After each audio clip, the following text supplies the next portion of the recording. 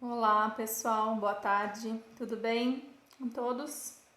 Então vamos à terceira parte dessa aula Medicina e Arte, tá? Conforme eu havia falado com vocês.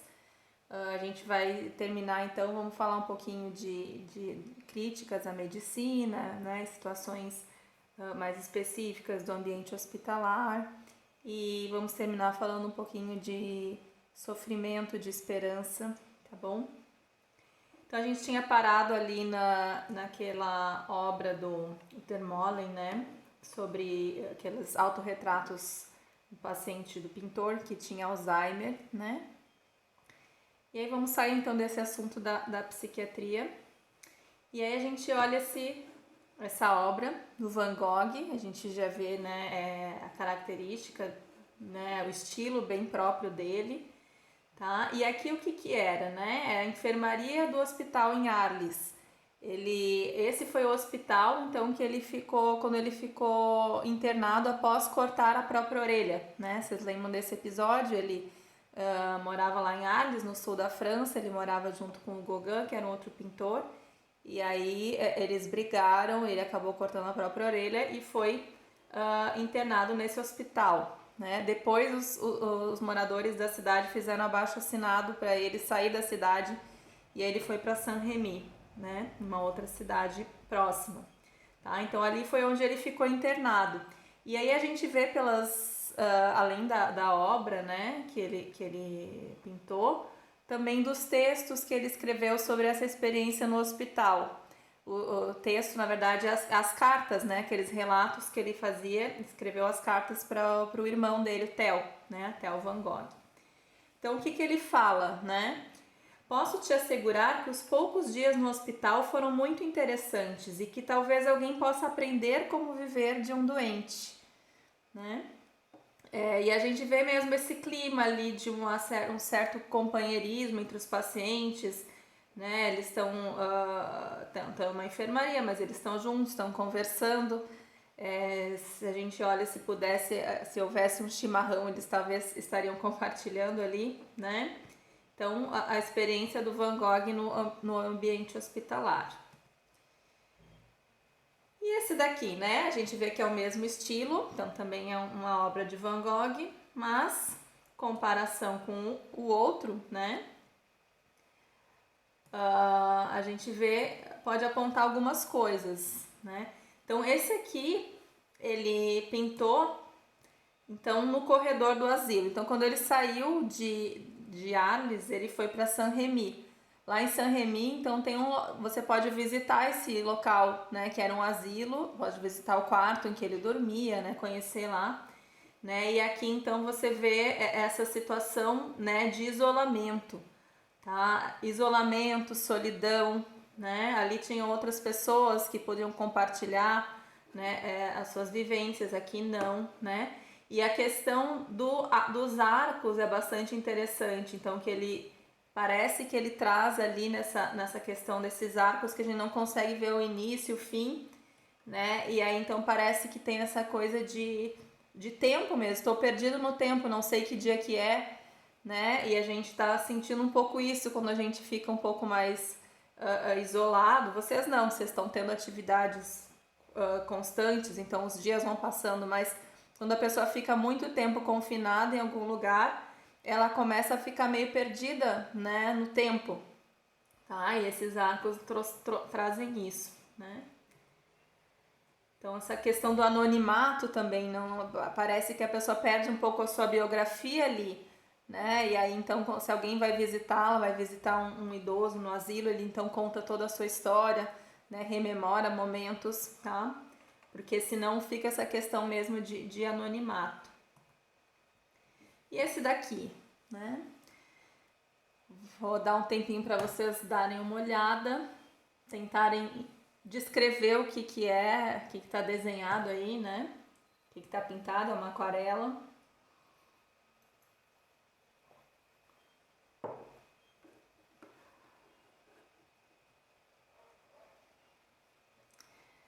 O que a gente percebe, né? Tenta perceber. Tem uma pessoa, né? Uma pessoa. E o que acontece? nessa obra, Giancarlo Vitali Intubated.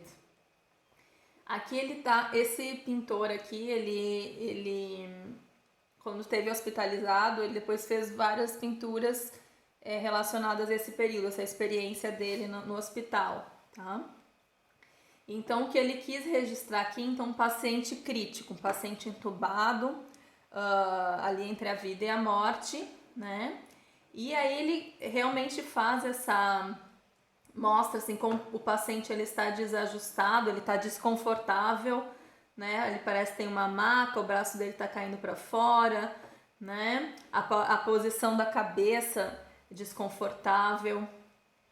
Parece que não é o local onde eu deveria estar, né? Não é um local familiar ou que traga algum conforto, algum aconchego, né? Mostra ali toda a questão da fragilidade, parece que realmente a vida está por um triz, né? E também a questão da impotência, nós temos que esperar, a gente não tem muito o que fazer nesse momento, apenas esperar.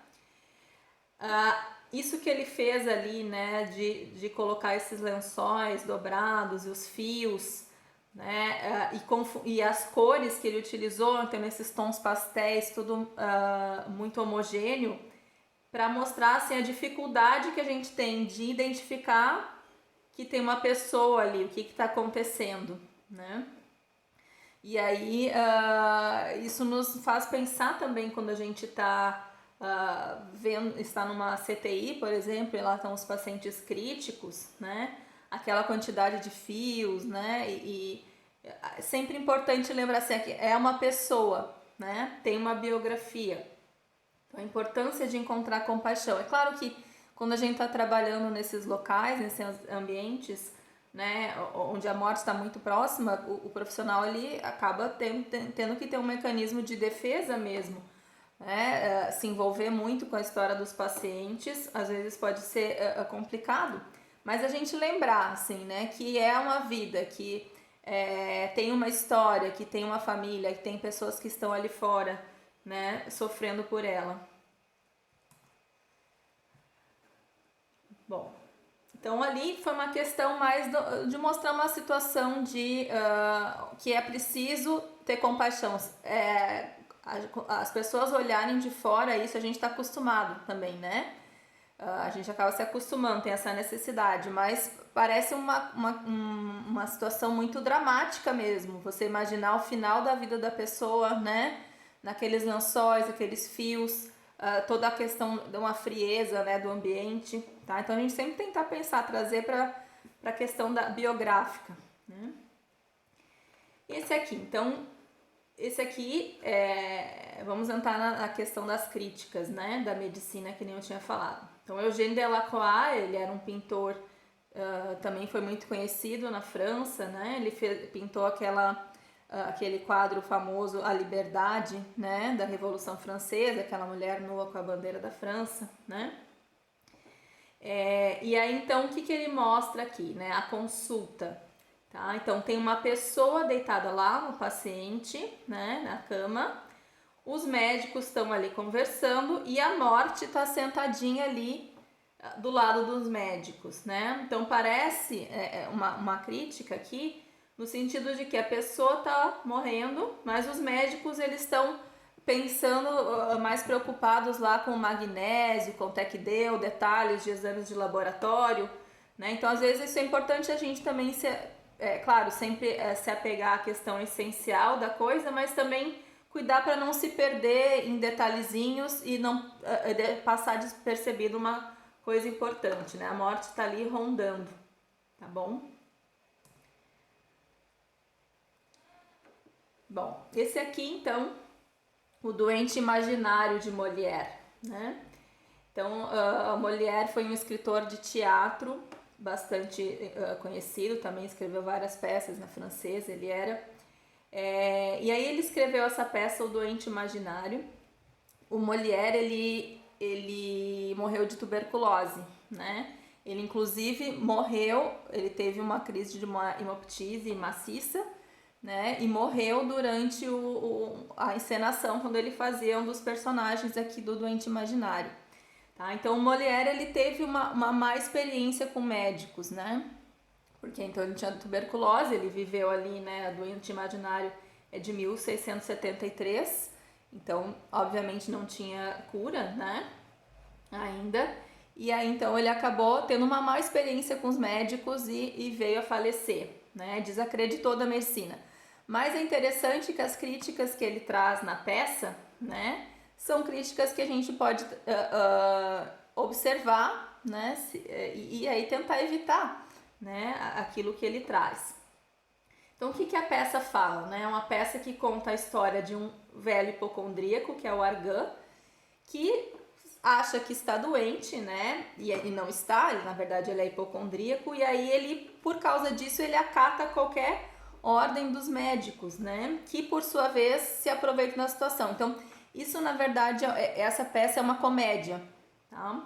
E aí então os médicos se aproximam dele, e aí tem outras pessoas que querem, ele é muito rico, né? Que querem casar a filha dele com o médico, tá? Para tirar dinheiro dele, e ele vai gastando porque ele tem muito medo, né? Então aí vou trazer umas falas, né, pra gente comentar da peça. Berralde é o irmão do Argan, né, do paciente. Não vejo pessoa que esteja menos doente do que vós, e que eu não pediria melhor constituição do que a vossa. Uma grande prova de que andais bem e que tendes um corpo perfeitamente bem regulado é que com todos os remédios que já tomastes ainda não conseguistes estragar a vossa saúde. Vê que não estáis morto com todos os medicamentos que lhe fizeram tomar. Né? Então ele está mostrando, né, mesmo tu tomando todos esses remédios, né, ainda continua firme e forte. O Argan então vai falar, né, o paciente: mas afinal, meu irmão, há pessoas tão sábias e tão inteligentes quanto vós, e vemos que no mal-estar todos apelam para os médicos. O Berralde: é um traço da fraqueza humana e não da verdade de sua arte. Argan: mas é preciso que os médicos achem o seu ofício verdadeiro, já que o utilizam para si mesmos. Berralde: é que há alguns entre eles que também estão na crença popular, da qual aproveitam, e outros que dela aproveitam sem acreditar. O vosso senhor Purgon, por exemplo, não vê fineza. O Purgon, então, eram os nomes dos médicos, né, nessa peça tinham a ver com os tratamentos que eles prescreviam. Então, o Purgon, ele prescrevia purgantes, né? O vosso senhor Purgon, por exemplo, não vê fineza. É um homem de todo médico, da cabeça aos pés. Um homem que acredita em suas regras mais do que todas as demonstrações da matemática e que acharia um crime querer verificá-las, que não vê nada de oculto na medicina, nada de duvidoso, nada de difícil, e que com uma impetuosidade de prevenção, uma rigidez de confiança, uma brutalidade e senso comum, fornece a torto e a direito purgantes e sangrias e não imagina nada além. É a nossa inquietude, a nossa impaciência que tudo estraga, e quase todos os homens morrem de seus remédios e não de sua doença. Né? Então, uma crítica bem interessante, bem pesada, afinal ele teve uma má experiência com os médicos, mas que a gente pode observar, né? Que a gente sempre pode trazer um lado para o nosso aprendizado. Né? Então, essa questão, a gente talvez possa conhecer pessoas assim, né? A questão de não duvidar, né? De ter as certezas, como a gente viu a ciência, ela vai evoluindo, ela vai mudando, vai trazendo novos elementos, tá? Então a gente tem que ter essa consciência, né? A questão ali, como ele fala, né? Os homens morrem dos seus remédios, não da sua doença. A gente vai pensar aí na iatrogenia, tá? Há um tempo atrás, um estudo que foi bem divulgado na British, né? Que algumas pessoas criticaram, enfim, né? Mas foi um estudo bem interessante falando que a terceira causa de morte nos Estados Unidos era por iatrogenia. Não erro médico, né? Iatrogenia. Então, eventos ruins que se seguiram após determinadas ações médicas, né?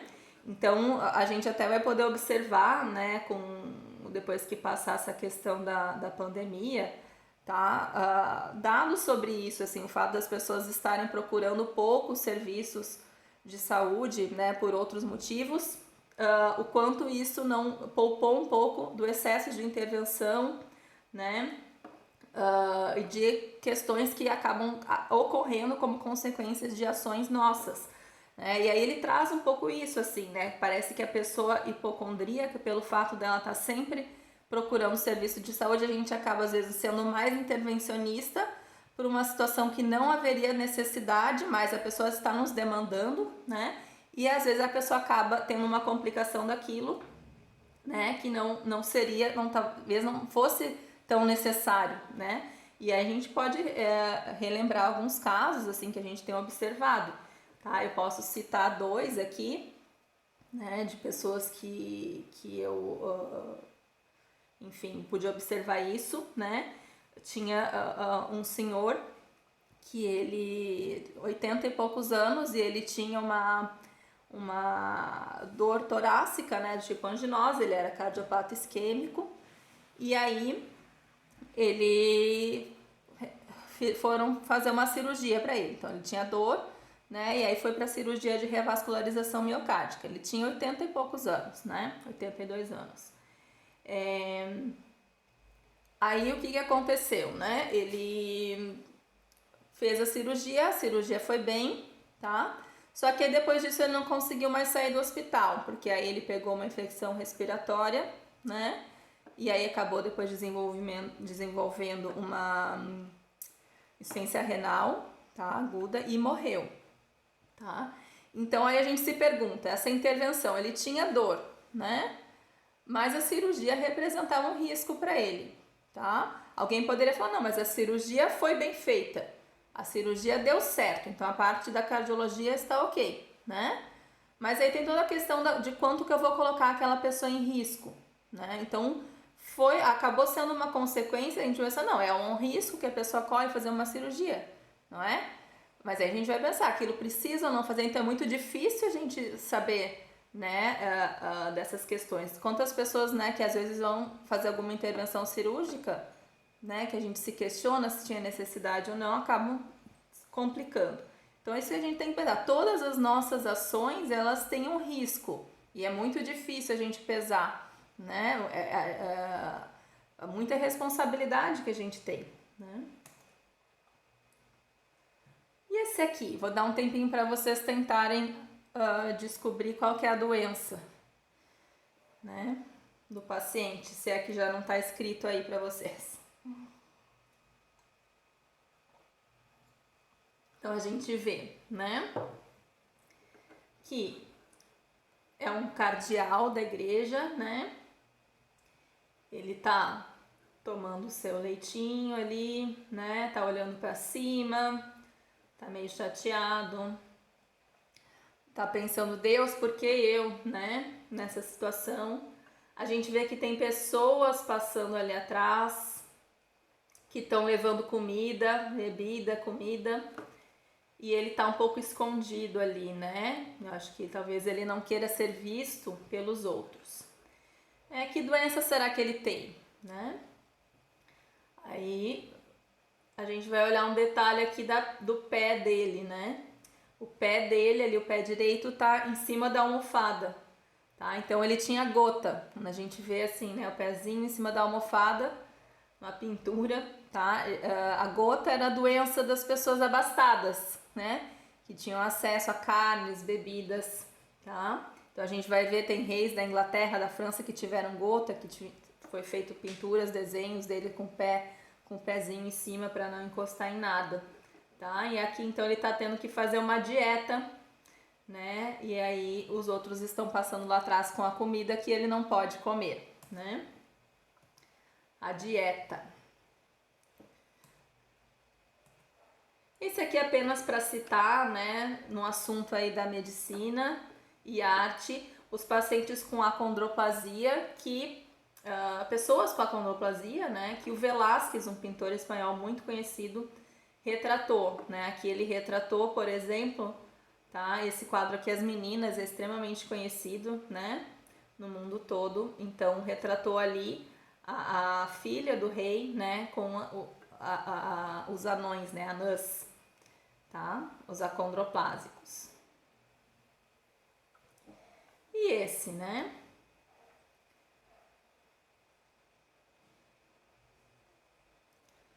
A gente vê, né? Uma pessoa extremamente doente, A gente vê isso porque ela está muito emagrecida, as cores, né? Tá cianótica, pálida e cianótica, cansada, né? Aquela cabeça pesada.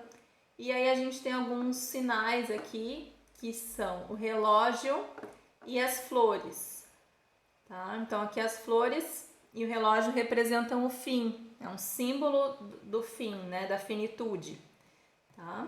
Esse quadro então da Sick Valentine, esse pintor, ele era do simbolismo e ele retratou a esposa dele desde o diagnóstico do câncer até o final. Ele foi fazendo retratos. Esse daqui é um dos últimos, né? Se não o último, agora não tenho certeza, tá? Ele tá inclusive na capa do livro Medicine in Art, que foi da onde eu peguei a maior parte das informações dessa aula, né?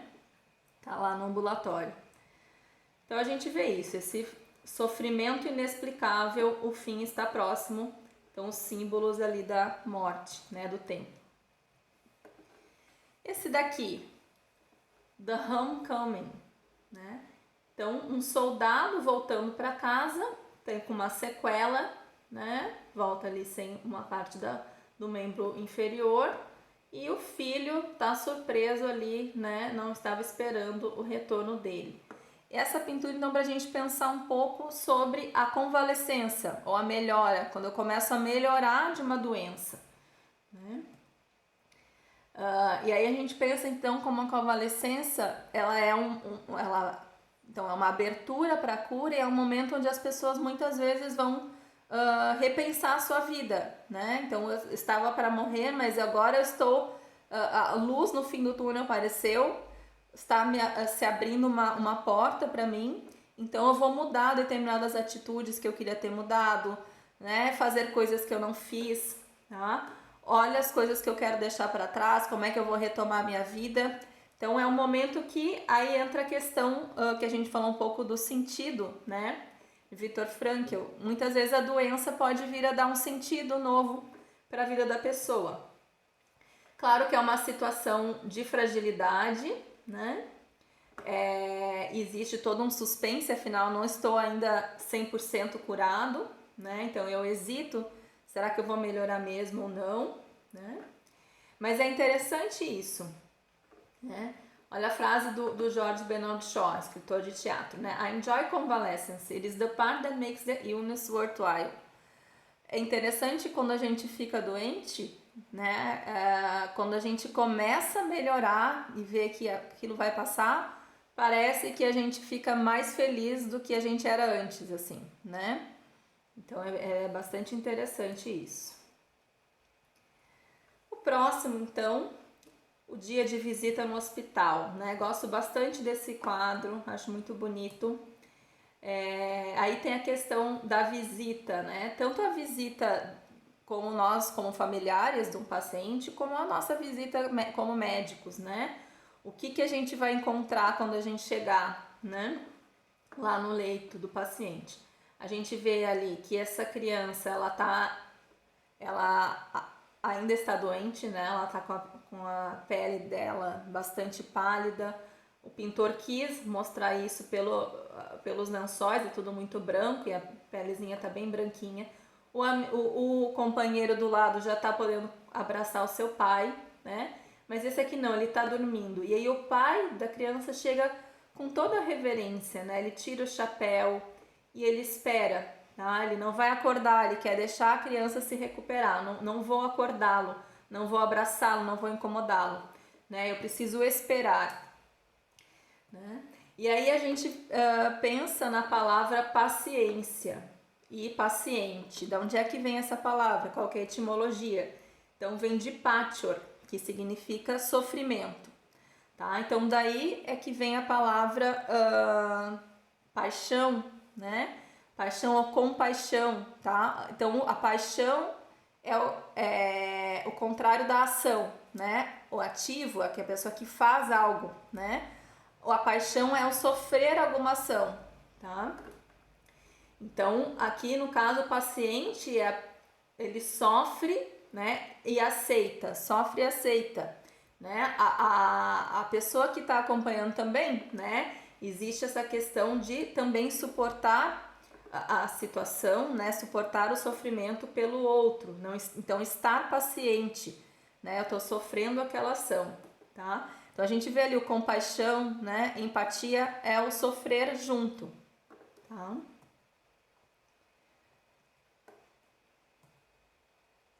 Esse outro também gosto bastante, que é do Millet, que é um pintor do realismo francês. Ele pintou cenas assim dos camponeses, né, do dia a dia, e aqui da infant, the sick child, né? Então a criancinha tá doente, tá no colo da mãe, aconchegada, o pai tá tentando oferecer a comida, mas tudo que ela precisa nesse momento parece que é um colo, né? E aí a gente vai pensar então na questão do abraço, né? O que significa isso, tá? Qual que é o significado? A gente não para pensar nessas coisas, né? Acho que agora que a gente está privado de fazer isso, né? Que a gente começa a pensar da falta que faz, né? Poder abraçar, poder tocar, né? Então o abraço tem muitos significados. A questão mesmo de uma compreensão, eu te compreendo, a unificação mesmo dos corpos, o aquecimento dos dois corpos que estão unidos. Eu estou disponível para você, eu aceito, eu te protejo. Aqui tá bem como um refúgio, proteção mesmo, né? O colo da mãe. Então a gente vai pensar nessas coisas, né? O coração tem razões que a razão desconhece. Sentimos isso em milhares de coisas. O quanto coisas que outras pessoas fizeram que nos deixaram mais confortáveis, mais confiantes, tá? E a coisa do toque, ele tem muito a ver com isso. A gente sabe que o toque humano, ele já libera, o pessoal da fisioterapia mesmo já, né, estuda isso. Como a fisioterapia, o toque, ele ajuda na dor porque já libera endorfinas, né, opioides, ali na própria pele, tá? Que vão aliviar a dor, né? Então tem uma base científica para isso, tá? Então por isso que é sempre muito estranho pra gente, né? A gente tá numa situação como agora, eu também vou precisar, a gente vai precisar sempre nos adaptar e rever essas questões, né? Ali com os nossos pacientes, na atenção primária, os pacientes gostam de cumprimentar, abraçar, muitas senhoras gostam de dar beijo, né? E a gente sabe que o amor, ele tem esse componente físico, né? Então faz realmente muita falta isso, numa situação dessas, né? E esse aqui?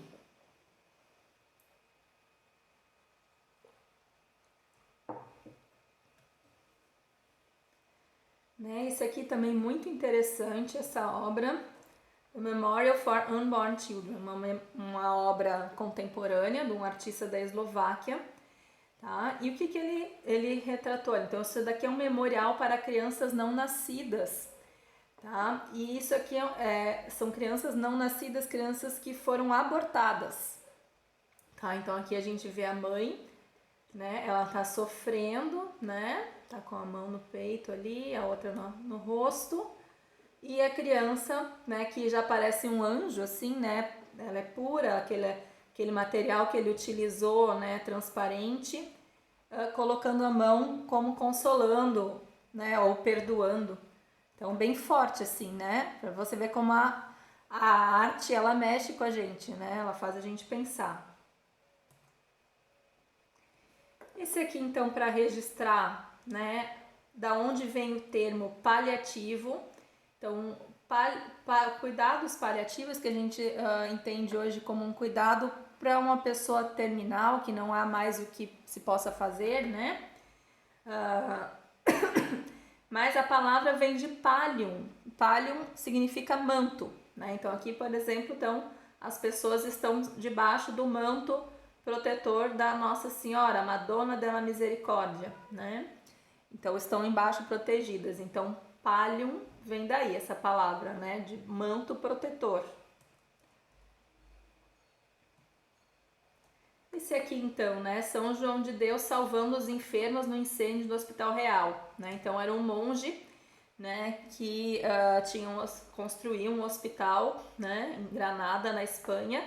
Ele é padroeiro de hospitais, né, existem hospitais com o nome dele e outros serviços, né, de saúde, tá? E aí o que aconteceu, né, nessa época, ali no século XV, seu hospital pegou fogo, né, e aí dizem que ele entrou e saiu várias vezes para resgatar os pacientes que estavam lá, né? E isso, então, é para a gente refletir um pouco sobre a questão do sacrifício do profissional de saúde, né? Então, quanto a gente está vendo isso, né? Quantos médicos estão se expondo numa situação de perigo para salvar outras pessoas. E a gente começa a pensar, se a gente for pensar racionalmente nisso, a gente não vai entender muito bem, né? Porque se eu quero me preservar, não é lógico eu entrar dentro de um hospital em chamas e resgatar outras pessoas, né? Porque se eu entrar lá, eu corro o risco de morrer, né? Mas parece que tem algo que impele, não, eu preciso ir lá, fazer, é o correto, né? Então, parece que há algo a mais nessa questão.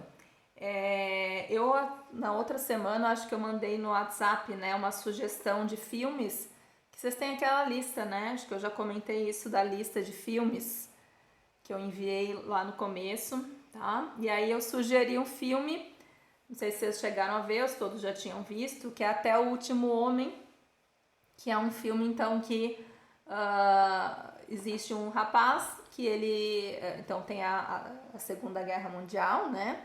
Então, uma tropa vai lá pro Japão e aí ele quer ir junto, só que como ele é adventista, ele não quer pegar em armas, né? Mas ele quer ir como médico. E aí o pessoal tira sarro dele, né? Como é que ele vai ajudar assim. E aí no fim ele acaba salvando, sei lá, 70, 80 pessoas, né? Essa é uma história verídica, tá? E então é muito impressionante a gente pensar nisso assim. E são modelos de coragem para a gente se inspirar, né? Claro que são pessoas, né? Enfim, né? Que tem essa questão muito forte nelas, essa bravura, né? Que a gente pode às vezes não ver na gente, mas são exemplos, né? Que nos fazem, que nos levantam, né? Aqui um outro exemplo, ó, nessa questão de doenças infecciosas, né?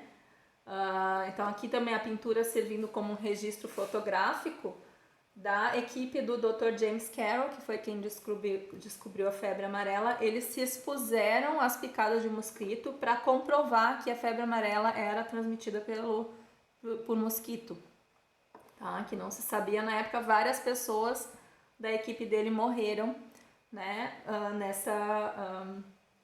nessa empreitada deles, tá?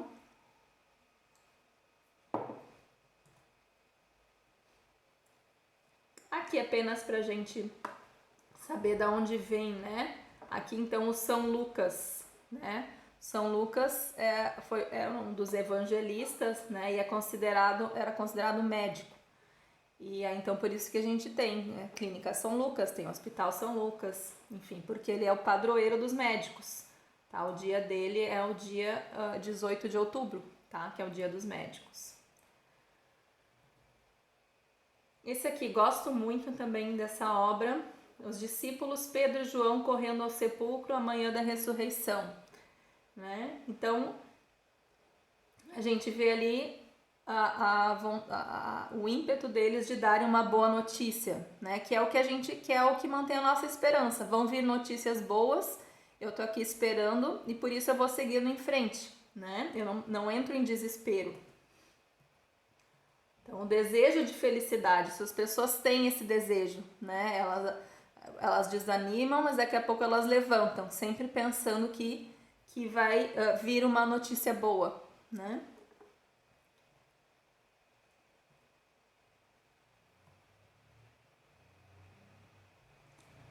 Esse aqui eu acho que é o penúltimo. Também gosto muito, né? Muito bonitinho ele mostrando o médico, né? Então a visita do médico tá lá examinando a bonequinha, né? As crianças estão brincando de Médici, você vê todo... Ele tem uma pompa, né? É uma figura ali. Mas faz a gente pensar, como eu falei no começo, tá? Nos parece que o sofrimento o sofrimento humano e de outros seres, né? Vai sempre acontecer, né? Não parece que o sofrimento um dia vai acabar, como os positivistas pensavam, né? Então eu resolvo uma coisa, aparece outra, né? Então tem sempre esse desafio. Então parece que isso faz parte da estrutura da realidade. Existe o sofrimento. E se existe o sofrimento, parece que também é da estrutura da realidade a necessidade de alguém que vai ajudar, né, nesse momento de sofrimento. Tá? Então aí que entra o médico, isso faz a gente pensar um pouco na nossa função como médico, né? É só uma profissão? Ela tem algo ancorado, uma necessidade da realidade, tá? Então é uma questão para a gente se pensar, né? Wherever the art of medicine is loved, there is also a love of humanity. Então tudo que tiver a ver com o ser humano vai ser interessante para a medicina, tá? E aí, então entra essa questão, se a gente for pensar bem, todas as áreas do conhecimento praticamente, né, vão se referir ao ser humano e são interessantes pra gente, né? Então, a bibliografia dessa aula é daquele livro Medicine and Art, tem lá no ambulatório, e também daquele blog, que é de uma psiquiatra de Brasília, não sei se está ativo ainda. E aí estão sugestões de estudos em humanidades, tá? Essas literatura que eu coloquei ali para vocês são parte das coisas que eu fiz e que me ajudaram, tá? Mas como eu disse para vocês no começo, não tem receita de bolo nesse assunto, tá? Então a minha recomendação aqui, se surgiu uma sementinha de interesse da parte de vocês, vão por aquilo que interessou, vai puxando, daqui a pouco vai aparecer outra coisa, né?